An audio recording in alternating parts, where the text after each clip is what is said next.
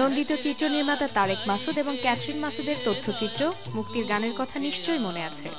৭১-এর ভয়াবহতার মাঝেও একদল সংস্কৃতিকর্মী শরণার্থী শিবিরগুলোতে ঘুরে বেড়াচ্ছেন গানের মাধ্যমে তাদের মনোবল বাড়াতে। এই অকুত ভয়দের কেউ কেউ আজ প্রায় বিস্মৃত, আবার অনেকেই উজ্জ্বল তাদের নিজ মহিমায়। তেমনি একজন লুবনা মরিয়ম।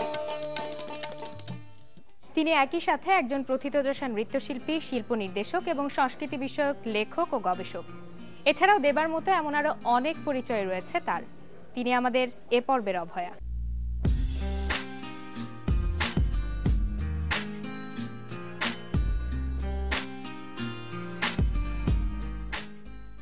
আপু, আপনি অনেকগুলো সেক্টর নিয়ে কাজ করেন একাধারে, তো আমরা কোন পরিচয়টা নিয়ে কথা বলবো? মানুষের বহুমাত্রিক পরিচয়টাই তো স্বাভাবিক। আমরা একাধারে কারো মেয়ে, কারো মা, নানিও। এখন একটু ইতস্তত লাগছে হয়তো তোমার, কারণ আমার কর্মক্ষেত্রটা নানান ধরনের, কিন্তু আমার ভালো লাগে নিজেকে প্রধানত নৃত্যশিল্পী হিসাবে ভাবতে। কারণ আমি মনে করি আমার নাচের প্রশিক্ষণ, নাচের চর্চা, এটাই আমার জীবনটাকে একটা সুন্দর একটা কাঠামো দিয়েছে। আপনি তো ছোটবেলা থেকেই কি ভেবেছিলেন যে নৃত্য নিয়ে কাজ করবেন বা নৃত্যশিল্পী হবেন? আমি ছোটবেলা ভীষণ লাজুক ছিলাম, সারাক্ষণ বই পড়তাম। আর আমার মা তো ভীষণ বুদ্ধিমতী মহিলা, ডক্টর সুলতানা সারওয়ার, তারা ঢাকা বিশ্ববিদ্যালয়ের প্রফেসর এমেরিটাস। তো উনি আমাদের দুই বোনকে, আমার বড় বোন নাইলা খান আর আমাদেরকে বাফাতে দিয়ে দিলেন। আমরা সেখানে দুজনেই নাচ করছিলাম, দুজনেই গান করছিলাম, কিন্তু আমার গানের যা স্বর আর নাইলার নাচের তো সেটা আমরা ভাগাভাগি হয়ে গেল বেশ বছর খানেকের মধ্যে, যে আমি নাচ শিখছিলাম আর ও গানে চলে গেল। নাচ শেখার পর আমার একটা মানে চারিত্রিক আর কি একটা পরিবর্তন হয়ে গেল, যে নাচ যে মানুষকে কত একটা ফ্রিডম, স্বাধীনতা দেয়। যেই মানুষটা, যেই বাচ্চাটা একদম জড়সড় হয়ে থাকতো, হঠাৎ করে মঞ্চে এসে একদম মনে হচ্ছে যে পাখা গজিয়ে গেল। আচ্ছা আপু, 70s বা 80s এর দিকে বাংলাদেশের সমাজ তো আরো বেশি রক্ষণশীল ছিল, তো সেই সময় একটা মেয়ে নাচ করছে, এটাকে কিভাবে দেখা হতো? একদিক থেকে রক্ষণশীল, অন্য দিক থেকে আমরা কিন্তু 60-এর দশকে এক ভীষণ প্রাণবন্ত একটা সাংস্কৃতিক আন্দোলনের অন্তর্ভুক্ত। প্রতিবাদ করছি, পাকিস্তানি স্বৈরাচারের বিরুদ্ধে আমরা পথে নেমেছি। তো সেখানে কিন্তু রক্ষণশীলতা থাকলেও একটা স্বাধীনতা আমরা পেয়ে গেছিলাম। হ্যাঁ, কিন্তু যখন আমরা পেশা হিসাবে চিন্তা, তখনও কেউ নাচ নিয়ে করতো ওভাবে, মানে ভালো চোখেও কি দেখতো না। ভালো খারাপের না, সেটা মাথাতেই আসেনি যে নাচটা একটা পেশা হতে পারে। নাচ যদি পেশা হিসাবে নাচ নিয়ে করবোটা কি, আয় করব কোথা থেকে, না রোজগার হবে কোথা থেকে, তাই না? সেগুলো নানান রকম চিন্তা। আর এখন যেটা একটা অনেক বড় পার্থক্য, নাচ নিয়ে লেখাপড়াও করা যায়, যেটা সেই সময়কার 70-এর দশকে কালচারাল স্টাডিজ, এখন তো ডান্স স্টাডিজ, ডান্স এথনোগ্রাফি, এটা অনেক বড় একটা পড়াশোনার জায়গা। এটা আবির্ভাব তখনও হয়নি। ভারতীয় ধ্রুপদী নাচের অনেকগুলো শাখাতেই লুবনা মরিয়ম সিদ্ধহস্ত হলেও যেটার জন্য তিনি সবচেয়ে বেশি প্রশংসিত সেটা রবীন্দ্র নৃত্য। তিনি তার সমস্ত মেধা এবং অভিজ্ঞতা দিয়ে পরিপূর্ণ করতে চেয়েছেন নাচের নতুন এই মিশ্র ধারাকে, ছড়িয়ে দিতে চেয়েছেন রবীন্দ্রনাথের বিশ্ব ভ্রাতৃত্ববোধকে। আমরা যে সময় নাচ শিখতে আরম্ভ করেছি একটা জগা খিচুড়ির মতো, সেখানে এখন যেমন সব নৃত্যশিল্পীরা যে কোনো একটা বিশেষ শাস্ত্রীয় নৃত্য বেছে নেয়, যেমন কথক, মণিপুরী, ভরতনাট্যম। আমাদের এখানে তখন ভারতেই তখন একটা তোলপাড় চলছে, ভারতেই তখন নতুন করে এগুলো সাজানো হচ্ছে, যে মন্দির থেকে বার করে এনে ভরতনাট্যম, রাসলীলা থেকে বার করে এনে গুরু বিপিন সিং মঞ্চে মণিপুরীটাকে নিয়ে আসলেন। ওইদিকে উড়িষ্যায় উড়িষ্যি নাচটা মঞ্চে আসলো। তো সেরকম ক্লিয়ার ডেফিনেশন তখন ছিল না, আমাদের দেশে তো ছিলই না। আমাদের তো মূল শেকড় থেকে একটা পাকিস্তানি প্রশাসনের জন্য একটা দূরত্ব হয়েই গেছিল। তো আমরা নানান রকম নাচ একসাথে শিখেছি। সবচেয়ে বেশি প্রভাব ছিল উদয়শঙ্করের আর রবীন্দ্রনাথের। উদয়শঙ্করের নাচটা গহর জামিল, জি এ মান্নান ওরা ভারত থেকে নিয়ে আসলেন। আর আমি নানান জায়গায় লিখেছি, আমাদের অমর্ত্য সেনের মা বিয়ে করে 1925-এ ঢাকায় আসলেন।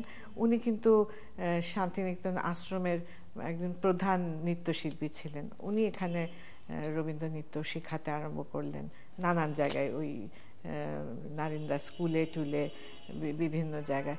সেজন্য যখন বাফা প্রতিষ্ঠিত হলো, বুলবুল ললিত কলা একাডেমি, সেখানে তখন কি নাচ শেখানো হতো, সে একটা মিশ্রণে, সেরকম আলাদা করে কোনো শাস্ত্রীয় নেই।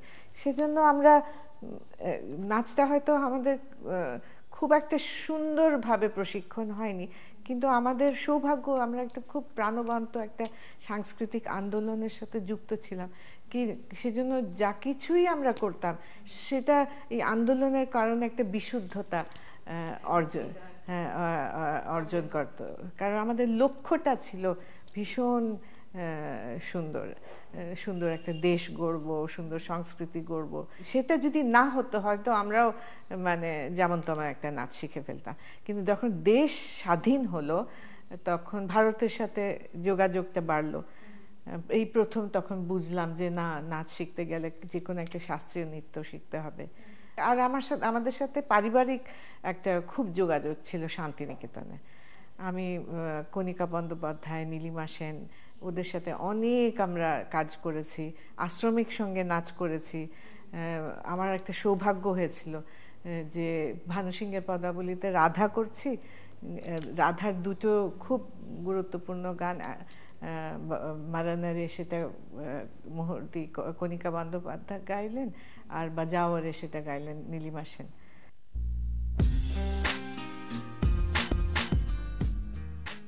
লুবনা মরিয়ম শুধু নিজে একজন আন্তর্জাতিক খ্যাতি পাওয়া নৃত্যশিল্পী নন, তিনি সব সময় চেষ্টা করেন নতুন মেধাবী শিল্পীদের তাদের মেধা বিকাশের পথ তৈরি করে দিতে। সেই সাথে তিনি কাজ করে যাচ্ছেন বাংলাদেশের নিভৃতে লুকানো লোকনৃত্যকে আন্তর্জাতিক অঙ্গনেও পরিচয় করিয়ে দিতে। আমরা 1992 সনে সাধনাটা প্রতিষ্ঠা করি। আমরা কয়েকজন যারা ভীষণ সঙ্গীত ভালোবাসি, সাংস্কৃতিক ভালোবাসি, তারা আমাদের সভাপতি আলিমুর রহমান খান, তিনি নিজেও সেতার বাজান, ইমরাত খান সাহেবের ছাত্র ছিলেন।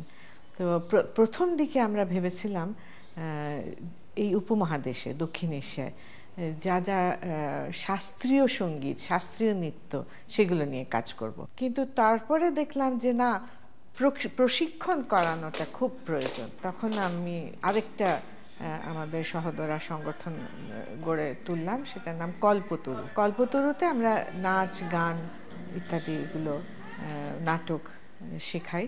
প্রথমে আরম্ভ করেছিলাম ভরতনাট্যম দিয়ে, এখন মণিপুরি, আর এই তো মাত্র মাস দুয়েক হলো কত্থক নিয়ে কাজ করতে আরম্ভ করছি।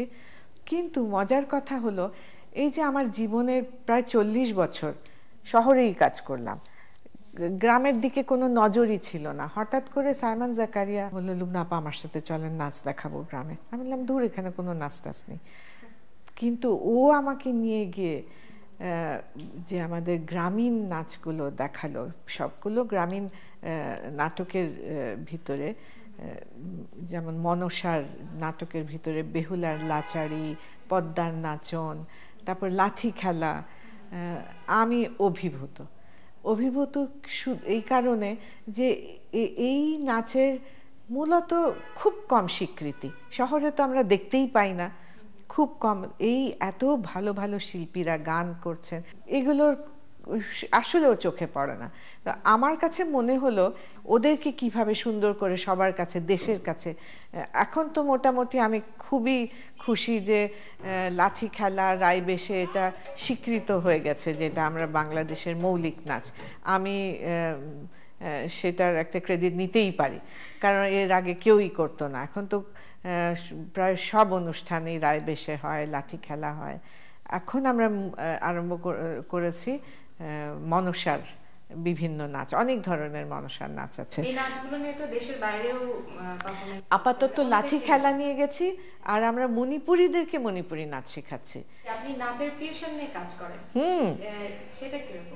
নিরীক্ষামূলক কাজ আমি ভীষণ করতে চাই, কারণ আমাদের জীবনের প্রেরণা রবীন্দ্রনাথ আজীবন নিরীক্ষামূলক কাজ করেছেন।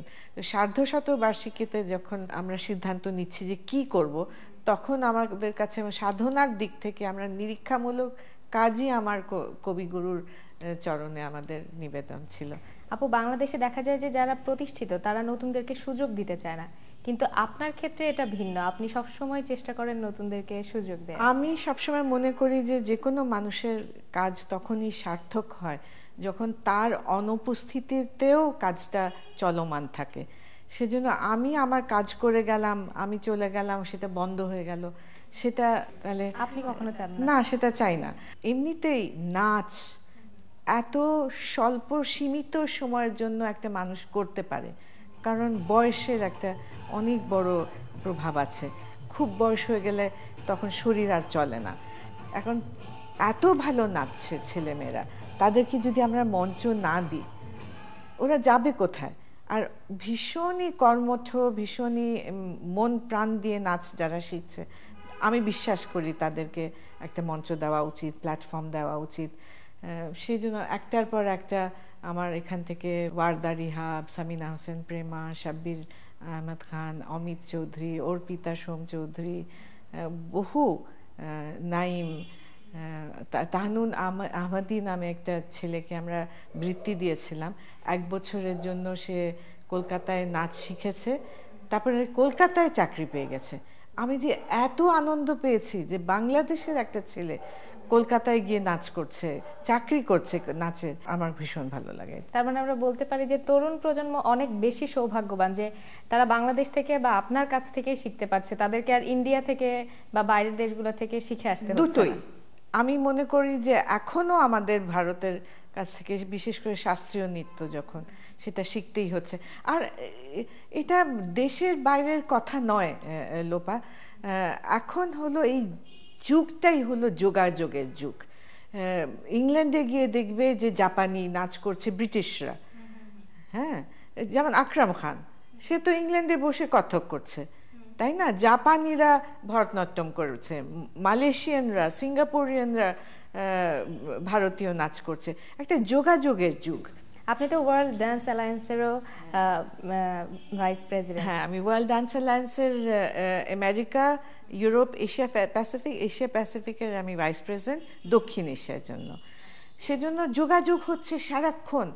এই এখনো বর্তমানেও আমাদের এখানে তাইওয়ান থেকে দুজন শিল্পী এসে, নৃত্যশিল্পী এসে কর্মশালা নিচ্ছেন। তো সব জায়গায় একটা নাচের একটা ভীষণ প্রাণবন্ত একটা কথোপকথন চলছে। এখন সেটা কোথায় গিয়ে দাঁড়ায় সেটা আমরা কেউই জানি না।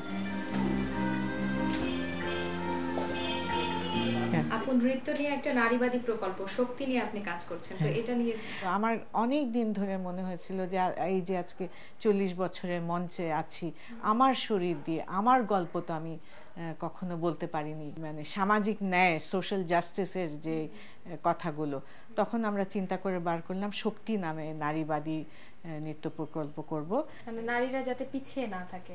শুধু নারী না, আমাদের নাচের কন্টেন্ট যেটা বিষয়বস্তু, সেখানে যাতে জীবনের বাস্তবতাগুলো আসে, আর নারীবাদী দৃষ্টিতে, কারণ আমি মনে করি নারীবাদ একটা ভীষণ উদার জীবনের দর্শন। সেখানে আমরা নারীকে পুরুষের উপরে নিতে চাচ্ছি না, আমরা শুধু সমতা চাচ্ছি। তো আমরা প্রথমে এটা শুধু নৃত্যশিল্পীদের নিয়ে আরম্ভ করলাম। প্রথমে যেই নাচের আঙ্গিক ব্যবহার করব, সেটা তো অবশ্যই একটা ফিউশন। গল্পগুলো কোথা থেকে আসবে? প্রথমে আমরা খবরের কাগজ থেকে গল্প নিতে আরম্ভ করলাম, রামুর গল্প, তারপর মালালার গল্প, তারপর নিজেদের জীবনের গল্প।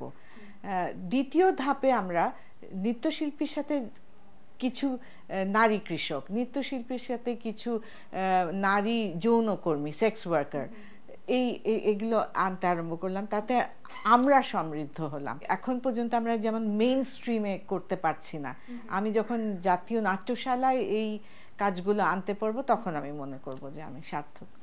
আপু, আপনি একসাথে অনেকগুলো বিষয় নিয়ে কাজ করেন, লেখালেখি করেন, নির্দেশনা দেন, নৃত্যশিল্পী। তো এত কাজের সমন্বয় আপনি কিভাবে করেন?